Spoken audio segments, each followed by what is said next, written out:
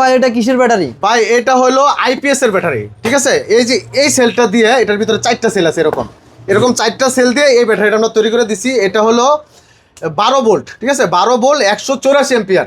কিন্তু একজাক্ট আপনার এটার ভিতরে আছে 173 এম্পিয়ার, কিন্তু এটাই 184 এম্পিয়ার করে সবাই বিক্রি করে।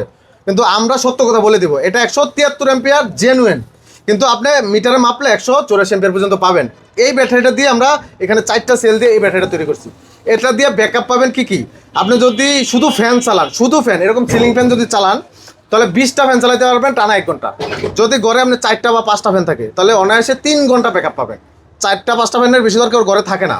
একটা বাসা বাড়িতে ধরেন একটা ফ্ল্যাট বাসাতে 4-5টা ফ্যান থাকে, 3 ঘন্টা ব্যাকআপ পাবে এই একটা ব্যাটারি দিয়ে। এরকম 4টা সেল 3 ঘন্টা ব্যাকআপ পাবে 3 ভাই? ঘন্টা ব্যাকআপ পাওয়া যাবে। তারপরে টিভি চালাতে পারবেন, চাইলে রাউটার চালাতে পারবেন, বিভিন্ন রাউটার থাকে না, রাউটার চালাতে পারবেন। কিন্তু দামটাও আমরা সাশ্রয় রাখছি।